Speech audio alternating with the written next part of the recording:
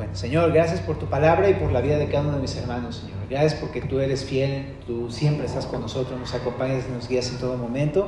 Y también gracias, Señor, por todas las oraciones escuchadas y todas las oraciones contestadas que nos has pues dejado ver tu mano aquí en Semillas Xochimilco. Gracias por bendecir a aquellos que están pasando dificultades, gracias por ayudarles y estar con ellos, Señor. Y te seguimos pidiendo por aquellas personas en necesidad aquí en nuestra congregación, que tú les ayudes, que les sanes, que les proveas, que les fortalezcas, que les ayudes a resolver sus conflictos, que los ayudes y los fortalezcas en toda área que necesiten.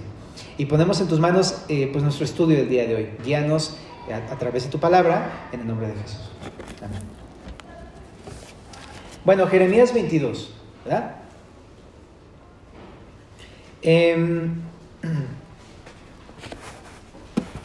Vamos a comenzar a leer del verso número 1 al verso número 9. Dice así: Así dijo Jehová: desciende a la casa del rey de Judá y habla allí esta palabra, y di: oye palabra de Jehová, oh rey de Judá, que estás sentado sobre el trono de David, tú y tus siervos y tu pueblo que entra por estas puertas. Así ha dicho Jehová: haced juicio y justicia y librad al oprimido de mano del opresor. Y no engañéis ni robéis al extranjero, ni al huérfano, ni a la viuda, ni derraméis sangre inocente en este lugar.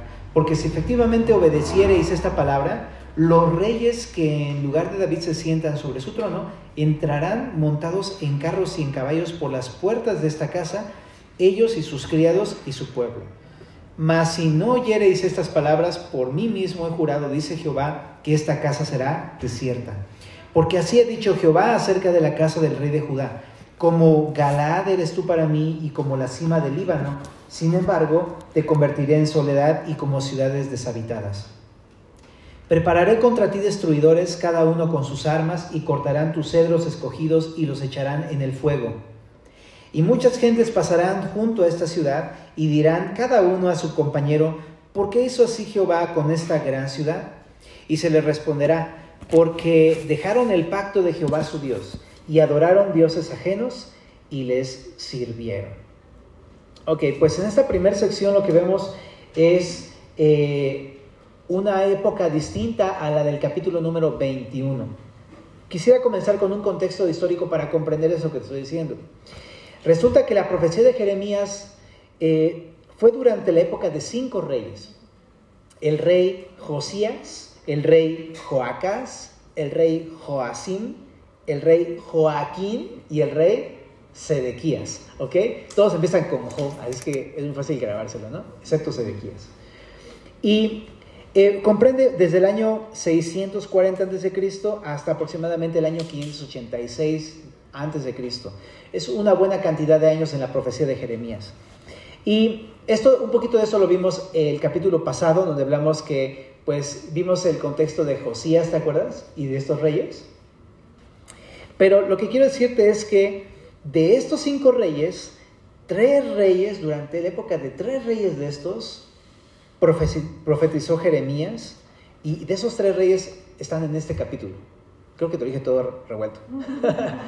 3 de estos 5 reyes están en este capítulo. ¿Ok? Entonces, es muy importante tener en cuenta esto para entender este capítulo. Ahora, el capítulo 21, que fue el capítulo de la semana pasada, fue una profecía dirigida a Sedequías, ¿te acuerdas? Y estaba ubicado en el tiempo del rey de Sedequías. Ahí se escribió esta profecía, ahí se dio esta profecía, ahí se dijo esta profecía, que comprende del año 597 al 586 a.C., ya en la época del cautiverio babilónico. ¿Ok? Y de eso estuvimos hablando bastante la semana pasada. Sin embargo, este capítulo 22 no está en esta época del rey Sedequías, sino que está antes, en la época del rey Joaquín. ¿Ok? Este rey Joaquín, que vimos que era el hijo de Joacim, que también es llamado en la Biblia como Jeconías y es llamado también como Conías. Entonces está muy interesante, ¿verdad? No estamos en la época de Sedequías. También este capítulo apunta a la época de Joacás y también apunta a la época de Joacim. Entonces es importante entender esto. Muy bien. Y creo que esto nos habla mucho de, ¿sabes?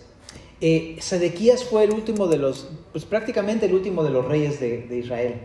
Pero después de hablar con Sedequías, la profecía de Sedequías, en la Biblia está ordenado hacia atrás. Empieza con Sedequías, y luego sigue con Joaquín, Joacim, Joacás. O sea, se va con los 3 reyes anteriores. Y algo que estaba pensando simplemente es en esto, que el día de hoy, ¿cómo podemos aplicar esto a nuestras vidas? Pues en que el Señor va a juzgar a esta generación perversa y malvada en la que estamos el día de hoy. ¿Estás de acuerdo que el día de hoy hay una maldad tremenda en el mundo y está poniéndose cada vez peor, verdad? Y uno piensa de esta generación y dice, no, o sea, Dios los va a juzgar, sí, pero también va a juzgar a los papás y a los hijos y a los abuelos y a los bisabuelos y todas las generaciones anteriores, ¿no? Pareciera que pinta esto Jeremías, ¿no? Esa generación de Sedequías y las anteriores. Bueno, pero bueno, entonces, ¿qué ve lo que vemos en el primer versículo aquí? Lo que dice es que Dios manda a Jeremías a darle esta profecía primero a uno de los reyes, a Joacás, que lo encuentras en el capítulo de 2 de Reyes 23, si quieres después leer la historia de este rey. Y en el año 609 es que sucedió esta profecía aproximadamente, justo antes de la deportación babilónica. La deportación babilónica ocurrió en el 605. Entonces, esto que vamos a leer ocurrió 4 años antes de la deportación babilónica. Todavía no ha sucedido la catástrofe de la deportación, ¿ok? Y en esa época le dice, ve con el rey de Judá, que es Joacás, y dile estas palabras, ¿okay? ¿Y qué le dice? Le dice, oye, le dice ahí en el verso número 2, oye palabra de Jehová, oh rey de Judá. Esta palabra oye no es prácticamente la acción de escuchar, sino lo que vemos en el texto más adelante tiene la connotación de obedecer al Señor. Entonces, si le está diciendo es, escucha, pero para obedecer lo que te estoy diciendo, como cuando le dices a tus hijos, oye, ven, te voy a decir algo, escúchame, ¿ok? Es una como orden, obedece esto que te voy a decir. ¿Y que a quién le habla? Le dice a ti, rey de Judá, tú, a tus siervos y a tu pueblo. ¿Ok? Entonces, esa instrucción no solamente es para Joacás, sino para sus siervos, de su casa y de su gobierno, y también al pueblo en general. Esto también lo podemos aplicar en todo el capítulo, porque más adelante va a hablarle a otro rey llamado Joacim y también a Joaquín. Entonces vamos a entender por el capítulo que le habla al rey, pero también a sus siervos y al pueblo, en estos 3 casos que vamos a ver. ¿Y cómo puedo aplicar esto a mi vida? Pues en que el mensaje pues es también para ti y para mí. Ese es bien claro cómo podemos entenderlo. No es solamente para los líderes de una iglesia o para el líder de una nación o para el presidente de una nación. Porque de repente podemos decir, aquí le está hablando al principal, le está hablando al rey de Judá, entonces es para el presidente. Pues sí, pero también para nosotros. Porque dice para tus siervos y para el pueblo, ¿no? Pero si lo entendemos en el contexto de la iglesia, es lo mismo. No solamente es para el pastor, que sí, ¿no? Y me habla el Señor. También es para los siervos de la iglesia y para todo el pueblo de la iglesia, ¿no? Así es que tómalo personal, en pocas palabras. Es para ti, para mí, ¿no? Pero por algo es que lo dices primero para los principales. Definitivamente, mucha de pues como se ve el rebaño es como está el pastor, ¿verdad? Y al revés, como está el pastor está el rebaño. Aunque hay sus excepciones, generalmente. Cuando una persona que está liderando pues no vive de acuerdo a la palabra de Dios, está teniendo como réplicas de lo mismo en su propia iglesia, ¿no? Pero ahora chécate, aplícate esto en la familia. Porque cuando los papás están mal, los hijos ¡tarán!, van a salir exactamente igual. Y aunque tú les enseñes la doctrina correcta de lo que ellos van a copiar, van a ser tus actitudes. Así es la vida y así es la realidad. Así es que ¿cómo podemos entender esto? Pues que tengo que asumir una responsabilidad en el hogar y yo puedo ser de influencia para otros en mi hogar. Claro, hay sus excepciones porque hay veces en que salen hijos bien obedientes de papás que pues no conocen al Señor, ¿verdad? Y viceversa. También hay papás que aman a Dios y son hijos también a veces que no conocen al Señor y pues viven así, ¿no? Pero en lo general así sucede. Podemos ver quiénes somos a través de aquellos a quienes estamos, pues, pastoreando, dirigiendo, siendo ejemplos en la casa, etc. Entonces, eso, ¿cómo es tu familia? Es un reflejo de lo que pues, tú eres. Ahora, sí quiero decir esto en ese sentido, porque muchas veces nos quejamos de los demás. Es que mi familia, es que mis hijos, es que mis papás. Pues sí, pero todo eso apunta hacia uno mismo, generalmente, ¿verdad? Incluso hay veces en que a lo mejor la familia no responde y no cree en Cristo, pero por tu testimonio hasta se comportan distinto, aunque no creen en Cristo. A veces sucede así. Entonces sí me lleva también a pensar en, pues mira, yo no sé si eres papá, mamá, o simplemente eres hijo, como sea, pero tienes que asumir tu responsabilidad y saber que eres de influencia para los tuyos, ¿no? Bueno, siguiente punto, le dice Dios a Jeremías que le diga a este rey Joacás, ¿no? Lo primero que le dice es, tienes que obedecer. ¿Qué es lo que tiene que obedecer? Bueno, ahí en el verso número 3 dice, haced juicio y justicia y librad al oprimido de mano del opresor. Y no engañéis ni robéis al extranjero, ni al huérfano, ni a la viuda, ni derraméis sangre inocente en este lugar. La instrucción está bien clara en ese versículo número 3. Para poder entenderlo más fácil, te quiero decir el inicio de otras versiones, de otras traducciones más bien dicho. La NBI dice, practiquen el derecho y la justicia. La NTV dice, sean imparciales y justos. La traducción al lenguaje actual dice, Él les ordena hacer el bien. O sea, estaban en Jerusalén todavía, no estaban siendo cautivos, estaban todavía en Jerusalén, pero tenían que hacer el bien ahí en Jerusalén, porque la ciudad estaba corrompida, pero ellos tenían el llamado a hacer el bien. Digamos, en otras palabras, tenían que ser equitativos y justos en el trato hacia los demás, con el pueblo, a pesar de que estuviera siendo corrompida la nación por dentro. Y ese es el llamado. Una también idea que nos puede ayudar a entender es esta. Lo que le está diciendo Dios es a todo el pueblo y al rey, le está diciendo, vive una vida justa hacia otros o haz justicia hacia otros sin favorecer a nadie. ¿Okay? Eso es prácticamente lo que está llamando en el verso número 3.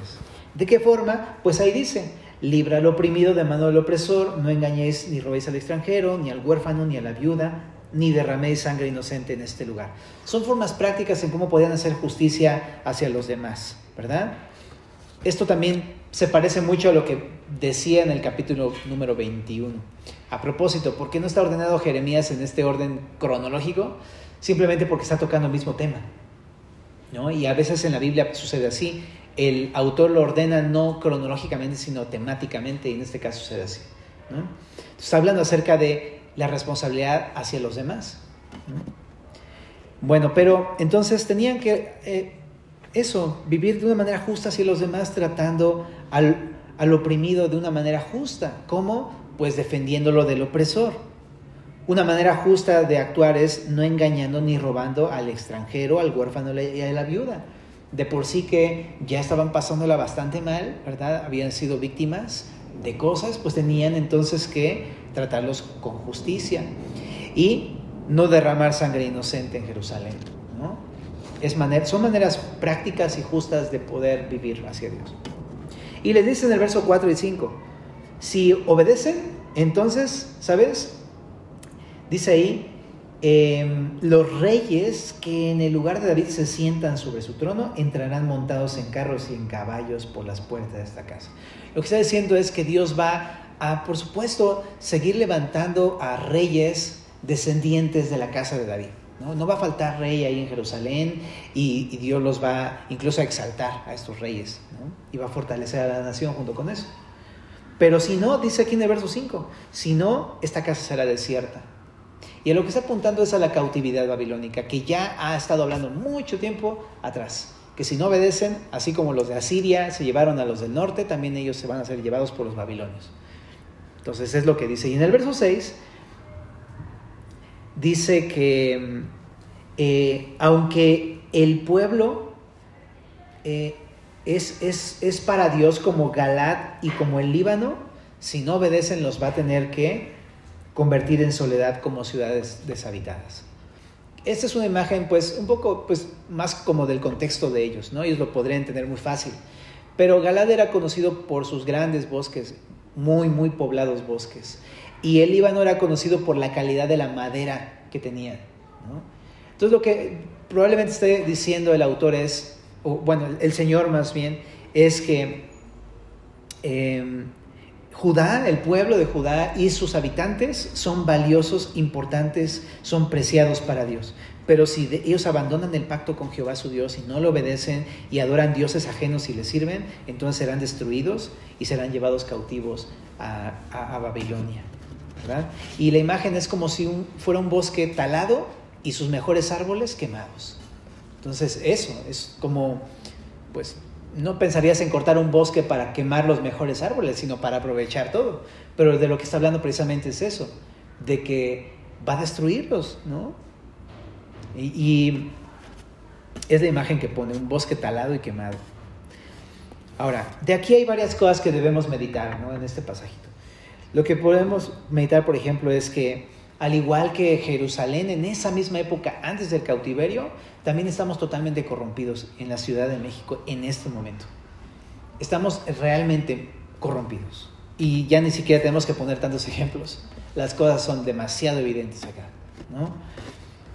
Pero, ¿sabes? El llamado para nosotros es muy parecido a lo que el Señor está pidiéndole al rey, a sus siervos y al pueblo. Lo que el Señor quiere que le obedezcamos es en esto, ¿no? Es en hacer el bien en medio de una sociedad caída, como pueblo de Dios. Eso es lo que tenemos que hacer como iglesia. Es entendible de las personas que no conocen a Dios, pero del pueblo de Dios debería esperarse todo lo contrario. Hacer el bien, hacer justicia a los demás. Eso es lo que tenemos que hacer. Es lo que Dios le dijo al pueblo: hagan bien, hagan justicia al prójimo. Y les dijo, sin favorecer a nadie. Entonces eso también es así para nosotros. Hay que hacer bien a los demás y sin favorecer a nadie, a todos por igual, sin acepción de personas. En otras palabras, trata bien a todos, sin favorecer a nadie, ¿verdad?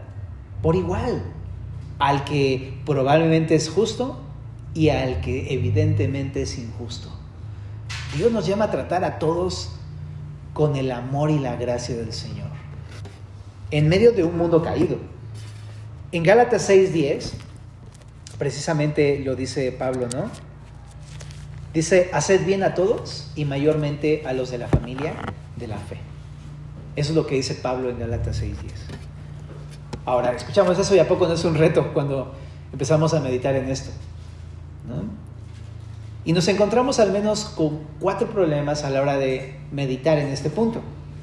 Un reto es, de plano, en vez de hacer bien, empezar a hacer mal a las personas porque están corrompidas o porque estamos corrompidos. En una sociedad caída como la que estamos es muy fácil no hacer el bien a las personas, sino todo lo contrario. Como decimos, ojo por ojo y diente por diente, y si puedo le clavo el colmillo también. Porque así somos dados a contestar y a vengarnos. Porque, pues sí, existe la maldad, existe este mundo caído, existen los abusos, existen los robos, existen, pues eso, o sea, todo, así es la sociedad el día de hoy, está terrible. Y uno es dado a hacer el mal en vez del bien. Ese es un reto que tenemos que enfrentar. Otro reto es, ok, no le hago mal, o no le voy a decir nada, pero yo estoy por dentro. Qué bueno, o sea, te mueres y ya te maté, te resucité y te volví a matar, ¿no? Y así podemos estar en nuestros corazones. No lo decimos, pero dentro de nuestros corazones estamos totalmente llenos de odio y de amargura, ¿no? O otro reto, por ejemplo, es no le hago mal, pero tampoco bien, ¿no? O sea, soy totalmente indiferente ante las personas y no me importan sus vidas, yo con que viva bien. Eso también está mal, porque no es lo que el Señor nos muestra en este pasaje. Dice, haz bien a todos. No dice, no le hagas mal a nadie. Eso está muy fácil de hacer. No me meto con nadie y nadie se mete conmigo y todos felices, ¿no? Pero no, Dios dice, haz bien a todos. Quiere que influyamos a las personas, ¿no? Que sí seamos de ayuda y bendición para otros, no que nos quedemos a un lado, ¿no? Y también hay otro reto, ¿no? Somos dados a hacer el bien, pero no a todos. Somos dados a hacer el bien solamente a aquellos que me hacen bien a mí, o que me tratan bien a mí, o aquellos de quienes puedo beneficiarme o obtener un favor, ¿verdad? Así siempre pasa, ¿no? Y ese es un reto también.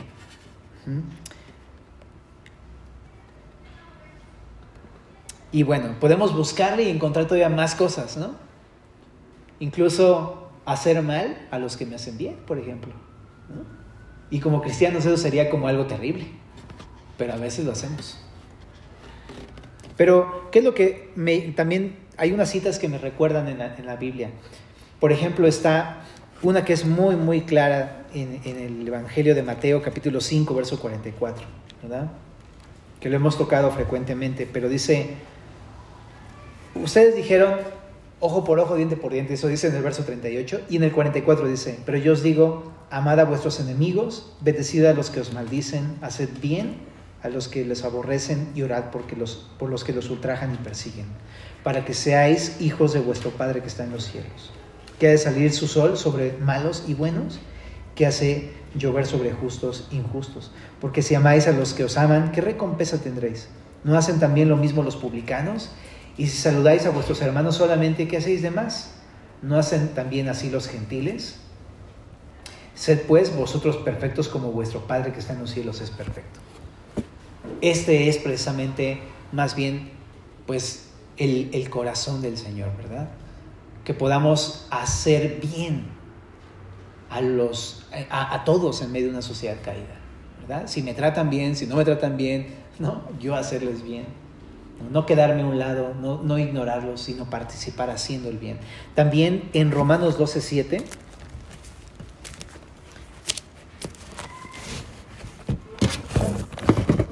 dice lo siguiente en Romanos 12:7.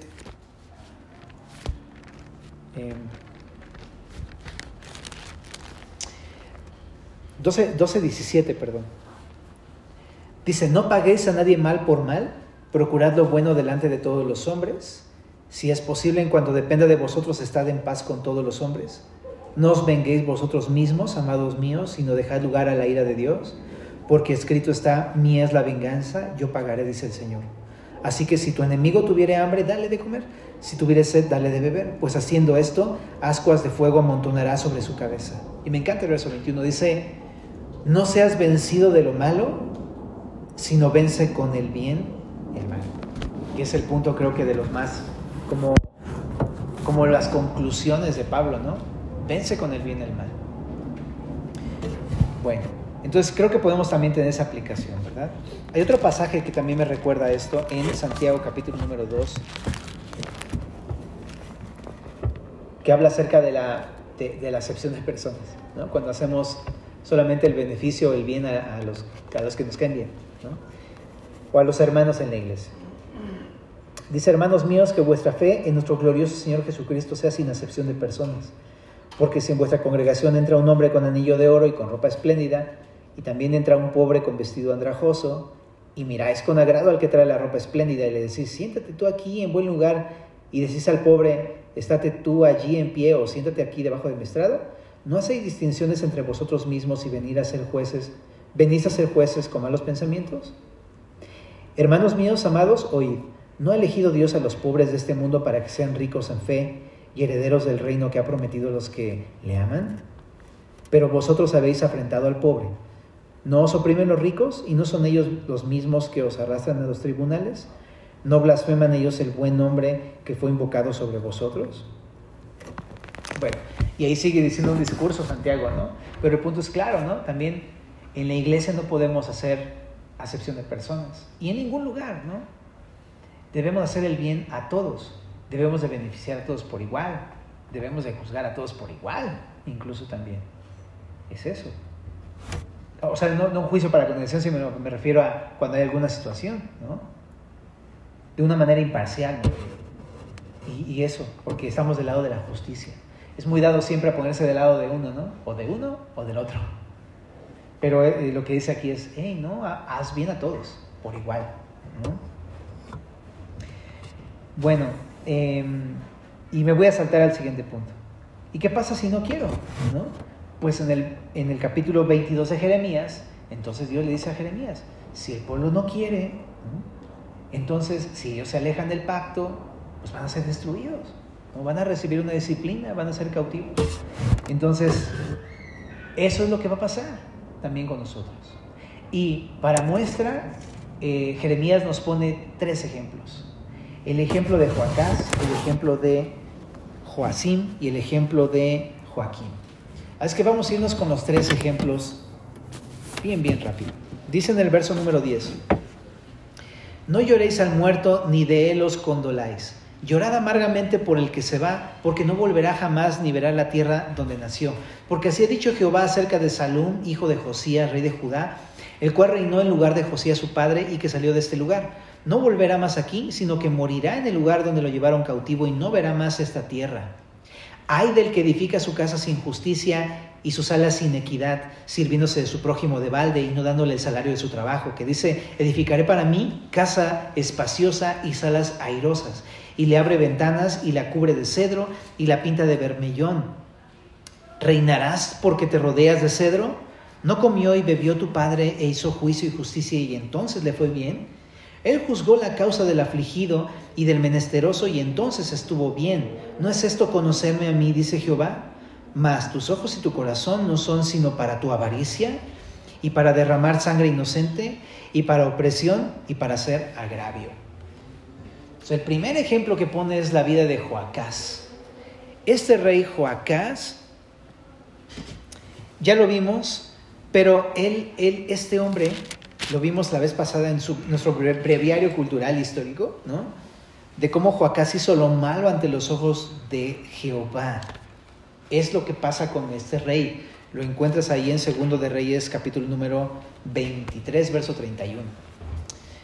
Él hizo lo malo delante de los ojos de Dios. Y le dice al pueblo: no lloren por el que, dice ahí, por el que ha muerto. ¿A quién se refiere esto? A Josías, que fue el rey anterior a Joacás. El rey Josías lo encuentras en 2 de Reyes 22 y 23. Pero Josías fue en su mayoría un buen rey que obedeció a Dios, se convirtió muy chiquillo. ¿Te acuerdas que fue un rey muy joven? E hizo una gran reforma. Bueno, Josías amaba a Dios, al final se equivocó y se desvió, pero en general fue un buen rey Josías y que amó a Dios y amó al pueblo. Y por eso le dice al pueblo: no lloren por el que ha muerto, lloren por el que ahorita, dice, se va. Y ese es Joacás. Y dice: porque va a ser llevado a la tierra de donde nació y no va a regresar. Se refiere a cuando Joacás, más adelante, después de esa advertencia, es llevado a Egipto. Y en Egipto es apresado, metido en una cárcel y murió en Egipto. Entonces le está diciendo eso al pueblo. Y también le llama no por el nombre de Joacás, sino por el nombre de Salum, que también está muy interesante. Joacás era su nombre real. Él se llamaba realmente Salum, pero él se puso Joacás, ¿no? Eso está muy interesante, porque era una especie de conservar el prestigio. Cuando te pones, por ejemplo, un seudónimo, que no es tu nombre, pero es un seudónimo como para exaltar tu persona un poco. Eso es lo que hace este hombre Joacás. Su nombre es Salum, pero Dios lo conoce. Y le dice: tú eres Salum, ¿no? Pero, ¿sabes? Empieza a decir por qué es que va a pedirle al pueblo que lloren por Joacás. Porque hay varias cosas que hizo mal. Pero una de las cosas que hizo fue edificar su casa, pero tú dirías: hasta ahí está súper bien, pero lo hizo sin justicia y sin equidad. Lo mismo que nos había hablado en el verso número 3 y que nos había advertido. El reinado de este hombre fue sin justicia y sin equidad. Probablemente por eso el autor de Reyes también lo expresa, de que hizo lo malo delante de los ojos de Dios. Él no libró al oprimido de mano del opresor, no hizo caso, y él engañó, robó al extranjero, al huérfano y a la viuda y derramó sangre inocente probablemente, ¿no? Un gobierno injusto y parcial o favorecedor de algunos. Ese es el gobierno de este hombre. Por eso ahí mismo en el verso 13 dice: sin justicia y sin equidad, sin igualdad, favoreciendo a unos, perjudicando a otros. Y de hecho ahí dice, sirviéndose de su prójimo de balde y no dándole el salario de su trabajo. Ahora aquí está bien feo esto, porque aparte que es un robo, ¿por qué lo hace? Lo hace porque a través de otras personas, él está obteniendo un beneficio personal. Muy probablemente su intención no es meramente ser un ladrón o robar o hacer el mal. Lo hace porque él quiere lo que tienen otros. Por eso abajo dice, tú eres un avaro. La avaricia es querer algo que no es tuyo para amontonarlo. Ni siquiera lo necesitas. Pero eso es el avaro, que lo guarda solamente porque lo quiere para él, ¿no?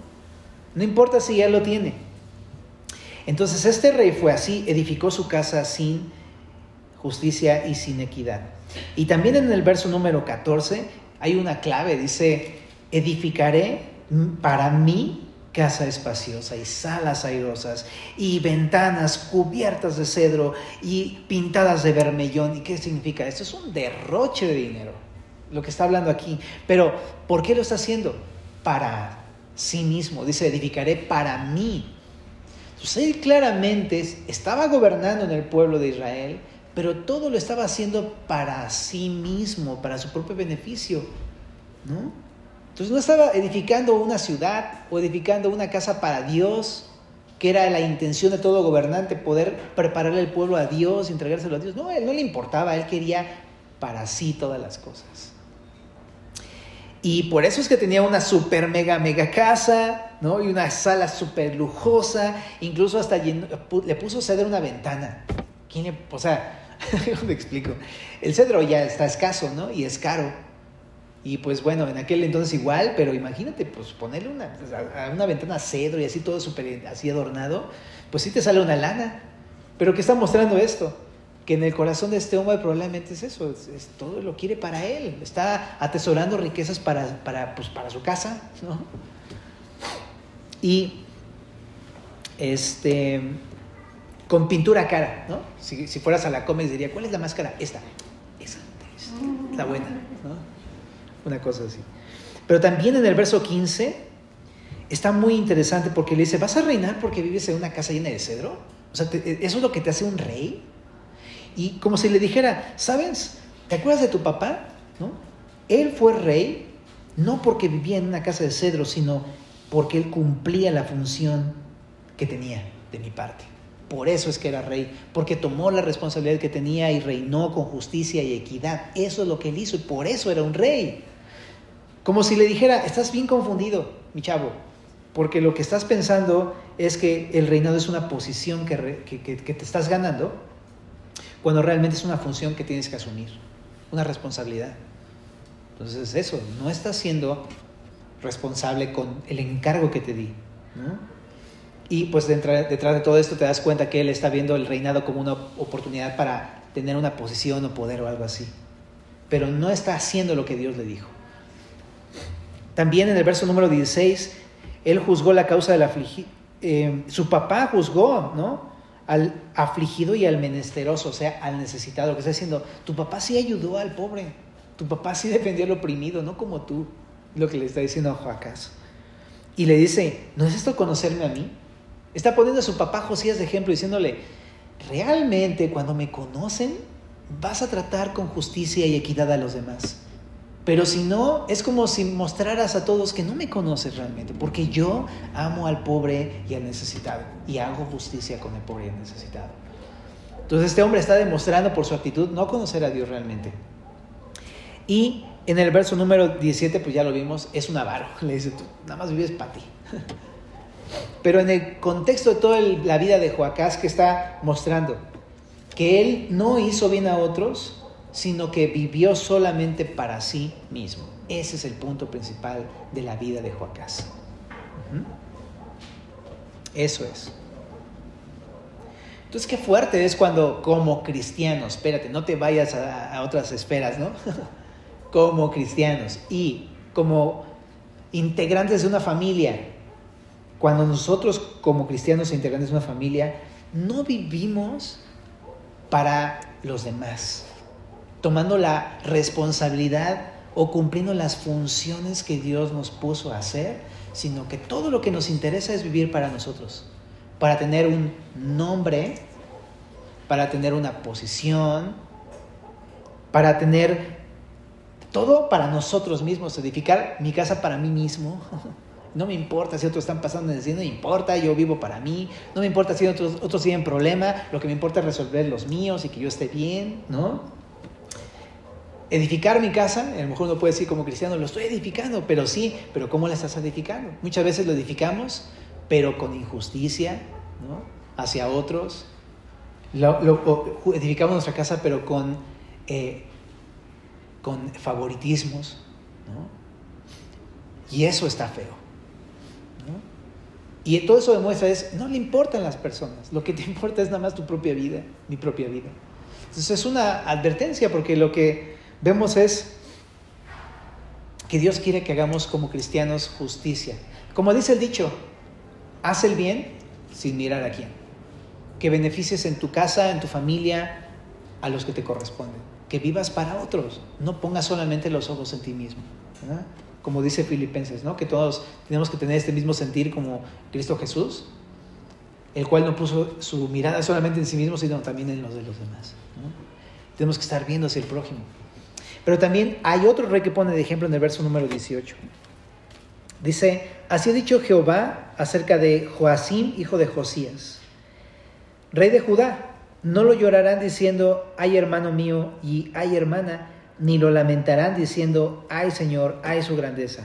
En sepultura de asno será enterrado, arrastrándole y echándole fuera de las puertas de Jerusalén. Sube al Líbano y clama, y en Basán da tu voz, y grita hacia todas partes, porque todos tus enamorados son destruidos. Te he hablado en tus prosperidades, mas dijiste, no oiré.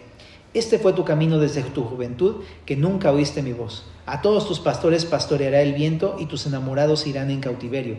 Entonces te avergonzarás y te confundirás a causa de toda tu maldad. ¿Habitaste en el Líbano? ¿Hiciste tu nido en los cedros? ¿Cómo gemirás cuando te vinieren dolores? Dolor como de mujer que está de parto. Aquí hay otra vida, la vida de Joacim. Le llama hijo de Josías, pero realmente no era hijo de Josías. Era descendiente de Josías, pero a veces se ocupa ese término de hijo porque es de la línea es descendiente, pues. Es muy frecuente usar este tipo de imágenes. Realmente Joacim es hijo de Joacás, ¿ok? Pero bueno, nada más para aclarar este punto. Pero va a tener una muerte deshonrosa en el olvido, ¿no? Esto de que va a ser enterrado en sepultura de asno significa que no va a ser enterrado del todo su cuerpo, ¿no? Habla de una muerte deshonrosa realmente. Y fuera de las puertas de Jerusalén. Habla de el cautiverio, ¿no? Y también dice, ve al Líbano y clama. O sea, el Líbano, Basán eran montañas muy altas y se supone, ¿no?, que eran los lugares en que la gente subía para buscar a Dios, ¿no? Pero más bien él estaba subiendo para su propia prosperidad. Pero es lo que dice, si vas a subir al Líbano, no que sea para buscar tu prosperidad, sino buscar a Dios, ¿no? Y dice, sube al Líbano y clama y grita hacia todas partes, porque todos tus enamorados serán destruidos. Lo que está diciendo es, ve a buscar a Dios y advertir a todos que se arrepientan, porque si no van a ser destruidos. Esto de todos tus enamorados no está diciendo una connotación rara o diferente, ¿no?, incluyente o algo así, sino de lo que está refiriendo es que a las naciones que se aliaron con este rey, que fueron Egipto, Asiria, Edom, Amón, Moab y Fenicia. Todas esas naciones se aliaron con Israel en esta época de este rey. Entonces le está diciendo, dile a todas estas naciones que se arrepientan también junto contigo o van a ser destruidos. Y sí, efectivamente, más adelante Babilonia tomó la posesión de todos estos países. Y hay una clave para entender todo esto. ¿De qué está hablando, no? Dice ahí en el verso 21, en tus prosperidades te hablé y dijiste, no oiré. Y también en el verso número 23 dice, en el Líbano habitaste, hiciste tu nido en los cedros. ¿Qué está diciendo? Lo que está representando todo esto es algo bien sencillo. Este hombre, Joacim, es representante de todos aquellos que por alguna u otra razón, Dios les permite una prosperidad impresionante en sus vidas, ¿no? Y que tienen todo lo que necesitan. Gloria a Dios, ¿no? Nosotros hemos entendido en el Nuevo Testamento que no están mal las riquezas. Eso no es lo malo. Ser próspero, que te vaya bien, que te ganes bien, eso no está mal. Pero lo que dice este versículo es que está mal cuando buscas la prosperidad y las riquezas, pero no oyes a Dios. Te decía que oír significa obedecer a Dios. Entonces, habla de las personas que tienen prosperidad, pero no quieren obedecer a Dios. Les va bien, pero no le hacen caso a Dios. Y entre paréntesis, no siempre cuando te va bien significa que Dios está de acuerdo con lo que haces o que está contento con tu vida. Más bien es, si obedeces a Dios, entonces es que está bien tu relación con el Señor. Entonces es eso. Ahora, también la no prosperidad o la pobreza tampoco significa que estés mal con Dios necesariamente, ¿verdad? Puedes no tener mucho dinero, pero obedecer al Señor, y eso está bien, ¿no? Está mal cuando estás escaso porque uno está viviendo una vida de desobediencia y muchas veces probablemente hasta Dios te disciplina a través de esas cosas. Eso sí está también pues mal, ¿no? Tenemos que arrepentirnos. Pero entonces el punto es, yo creo que simplemente decírtelo, si Dios te ha prosperado, qué padre, pero chécate que eso te lleve a obedecer al Señor, no decir, no te quiero obedecer, o sea, ya tengo todo lo que necesito, pues entonces no me falta nada, entonces ya para qué te escucho, no te necesito, ¿no? Dios quiere que le obedezcamos por las muchas buenas cosas que nos da, que nos provee, que nos bendice, que nos ayuda, ¿no? Eso es lo que Dios quiere.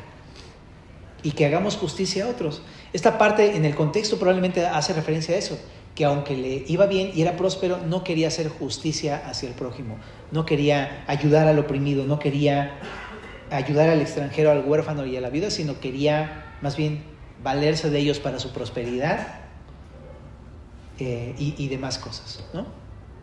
Entonces qué triste es cuando nos hacemos de nuestras cositas abusando de otras personas. O nos hacemos de nuestras cositas engañando a otros, o sacándoles todo el provecho que podemos hasta exprimirlos. Eso está bien gacho, ¿no? Y eso no habla precisamente de una persona obediente. Incluso como cristianos podríamos llegar a hacerlo, ¿no?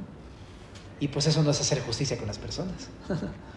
Entonces lo que Dios quiere es, no busques un beneficio, no busques aprovecharte de las personas, no busques obtener algo para ti, no. Busca la justicia y busca la equidad con los demás. Es más importante. Mira, yo preferiría que tú dijeras, me quedé sin un quinto, pero ayudé a mi hermano. Me está yendo un poco difícil, pero estoy con él, ¿no? Yo me siento mal, pero estoy orando por ellos, ¿no? Yo me siento mal, pero estoy ahí al pie del cañón. O sea, eso sería mucho mejor que decir, estoy bien, y ¿sabes qué? Y cómo, no me importa cómo están los demás. Mucho mejor. Y que tuvieras todos tus lujos y comodidades. Y última parte. Dice en el verso 24, vivo yo, dice Jehová, que si Conías, hijo de Joacim, rey de Judá, fuera anillo en mi mano derecha, aún de allí te arrancaría. Te entregaré en mano de los que buscan tu vida y en mano de aquellos cuya vista temes. Sí, en manos de Nabucodonosor, rey de Babilonia, y en manos de los caldeos. Te haré llevar cautivo a ti y a tu madre que te dio a luz, a tierra ajena en que no nacisteis, y allá moriréis, y en la tierra a la cual ellos con toda el alma anhelan volver, allá no volverán. ¿Es este hombre Conías una vasija despreciada y quebrada? ¿Es un trasto que nadie estima? ¿Por qué fueron arrojados él y su generación y echados a tierra que no habían conocido? Tierra, tierra, tierra, oye palabra de Jehová. Así ha dicho Jehová, escribid lo que sucederá a este hombre privado de descendencia, hombre a quien nada próspero sucederá en todos los días de su vida, porque ninguno de su descendencia logrará sentarse sobre el trono de David ni reinar sobre Judá. Está muy interesante qué pasa con la vida de Joaquín, que es este último rey. Pero le llama Conías porque es la contracción de Jeconías, que también es el nombre de este hombre Joaquín. Pero está diciendo, mira, con todo y si tú fueras un anillo, yo te agarro y te saco y te destruyo. Está bien fuerte eso, porque pues un anillo O sea, generalmente los casados son los que tenemos el anillo y es algo que nunca te quitas, ¿no? El anillo en aquel tiempo era algo que nadie se quitaba porque era como su firma, era el sello que ponían para firmar las cosas y era como una especie de garantía, entonces no lo dejabas por ahí. Era algo que te ponías y ahí estaba tu anillo contigo. Y el día de hoy es más o menos lo mismo. Es algo que tienes de manera tan personal el anillo para todos lados y para toda la vida. Lo que le está diciendo es, aunque tú fueras algo tan cercano y tan estrecho y con tanto valor y con tanto amor, para mí voy a tener que disciplinarte si te portas mal. Aunque lo seas, Conías, ¿no? O si me lo dijera a mí el Señor, a lo mejor me diría, Cochu. O cómo te dicen, ¿no? Como, no sé, ¿qué onda, Jo? ¿No? O, no sé, Mari, no sé. ¿Cómo te gusta que te digan? Pero así luego a veces el Señor, mira, Cochu, yo te amo y eres una cosa muy valiosa, pero si te portas mal, ¿cómo te explico? ¿No? Y es tan personal este llamado hacia ti y hacia mí. Hey. Ahora, lo que dice es que lo va a quitar como anillo y lo va a desechar. Esto se cumple porque no obedecieron y fueron llevados a Babilonia. Gracias a Dios, en la época de Ageo, del profeta, en el reinado de Zorobabel, a Zorobabel lo redime y le dice, ¿sabes qué? Voy a poner otra vez el anillo en tu mano. Gracias a Dios. Y luego hace eso el Señor. Pero bueno, en el verso 25, dice, ¿sabes? Voy a entregarte en la mano de los que temes. Y eso es algo muy interesante. Dice, a los que a tu vista temes. Y luego dice que también iba a llevárselo cautivo a él y a su mami. Perdón que lo diga así, a su mami. Pero es que sí. Mira, cuando dice aquí en el verso 28, ¿es este hombre Conías una vasija quebrada y despreciada? Y dice abajo, ¿por qué fueron arrojados él y su generación? ¿Quieres saber la causa por la cual Conías fue disciplinado por Dios? ¿Quieres saberla? ¿Quieres que te la diga? No la sé. Y la Biblia no la dice. Te pones a buscar en Crónicas y en Reyes y no aparece. Hay veces en que el Señor nos disciplina por cosas que solamente tú y yo sabemos. Y yo no sé, mi Cochu, mi Mari, mi Chepe, mi como te digas, ¿no? Como te diga. Pero eso, hay cosas que Dios puede juzgar por solamente que tú sabes. La pregunta es, ¿a ti por qué te juzgaría? ¿Por qué crees que podría disciplinarte el Señor? Solamente algo que tú sabes. Ahora, déjame darte mi teoría. Yo creo que si este hombre era un hombre que tenía temor, mucho temor, y por algo lo dice Dios aquí, y que su mami iba para todos lados con él, probablemente era una persona cobarde y era una persona que era hijo de mami. Muy interesante. Yo estaba pensando en eso y puede ser. Ahora, no estoy seguro de eso, pero aprovechando el punto, quiero decir lo siguiente. ¿Sabes? Para seguir a Dios necesitamos ser valientes. Y en verdad, o sea, para poder obedecer a Dios y hacer justicia con equidad y con igualdad hacia otros, necesitas, en verdad, valentía de parte del Señor. No está fácil obedecer. Es más fácil no obedecer hacia los demás, no hacer justicia y el bien a los demás. Es más fácil decir, no, me pateaste, pero yo también, y dos, ¿no? Es más fácil ignorar a una persona, es más fácil tratar a mal a una persona y favorecer a otra porque me conviene. Es más fácil hacer todo este tipo de cosas. Y se necesita realmente, como dijera en las palabras de Vico, sí, ponerte tu cinturón y aguantarse. En verdad. Es más difícil, necesitamos ser valientes. Incluso Apocalipsis 21 dice, los cobardes no heredarán el reino de Dios. Porque se necesita realmente valentía para confiar en Dios y hacer la voluntad de Dios. Yo no sé si tú batallas con la valentía a la hora de enfrentar tus decisiones por hacer la voluntad de Dios, pero en verdad necesitas ser valiente, necesitamos aprender a ser valientes. Y es algo que el Señor forja en nosotros. Este hombre no tenía tantito carácter. Necesitamos carácter para poder obedecer a Dios. Y muchas veces es porque, no somos así porque, bueno, en parte los papás luego influimos para esto. Porque hacemos de nuestros hijos que no son valientes, sino totalmente temerosos, dependientes de uno, y no los llevamos al Señor para que confíen en Él. Es decir, a veces no dejamos que se estrellen y se estampen y tomen sus propias decisiones y se equivoquen y se manchen y se embarren cuando tengan que embarrarse. ¿Ah? En verdad, también los papás necesitamos valentía para hacer hijos valientes. Te animo que no vuelvas a tus hijos así, ¿no? Ayúdalos de verdad, obrando con justicia, y cuando tenga que haber una disciplina, dale su disciplina, y cuando tengas que corregirlos, corregirlos. No solapes el pecado de tus hijos, corrígelos, instrúyelos, asume tu responsabilidad sin excepción de personas, prefiriendo a Abel en lugar de Caín y demás, ¿verdad? O José en lugar de otros, porque así es como pasa todo. Necesitamos aprender a ser valientes e imparciales con ellos también, ¿no? Y eso es como papás y mamás es bien difícil, ¿verdad? Necesitamos asumir este reto. Y también a veces no solamente es porque los criamos mal, a veces por nuestro ejemplo. Nuestro ejemplo, mal ejemplo, influye de manera terrible en otros. Yo pienso que si Dios va a juzgar a la mamá de este hombre es porque también se portó mal. Hizo lo malo delante de los ojos de Dios. Entonces a mí el otro punto es, como papás, especialmente aquí se las mamás, yo no quiero decir que los papás no tengan una responsabilidad en esto, pero es que las mamás pasan más tiempo con sus hijos generalmente. Como mamá necesitas depender del Señor para que te dé un buen ejemplo hacia tu hijo. Y no enseñarle a hacer lo malo, sino lo bueno. Para que tus hijos también hagan eso. Entonces es bien importante. Pero también los hijos tenemos la responsabilidad. Y este hombre, como sea, mamá, no sé qué hacer, mamá, yo te acompaño, hijo, sí, por favor, mamá esto y mamá el otro. Por eso te decía que es un hijo de mami. En verdad, si eres varón, y ahora voy con los hombres, déjame terminar con esto. La Biblia nos dice a los hombres, sé hombre, sé valiente, sé hombre. A los hombres no nos hizo igual que las mujeres. Nos hizo fuertes para ser fuertes cuando tengamos que serlo. Nos hizo valientes, así, con nuestra complexión y con nuestras características para ser hombres. Necesitamos aceptar nuestra responsabilidad. Necesitamos tomar decisiones.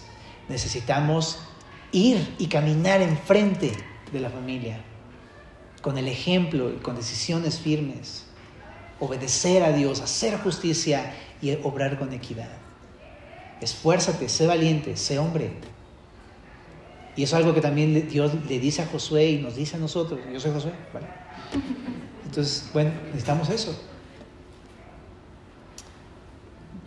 Y eso, ¿no? Última pregunta. Última para irnos. Pregúntate. Yo me pregunto a mí mismo, ¿a mí qué me impide hacer el bien?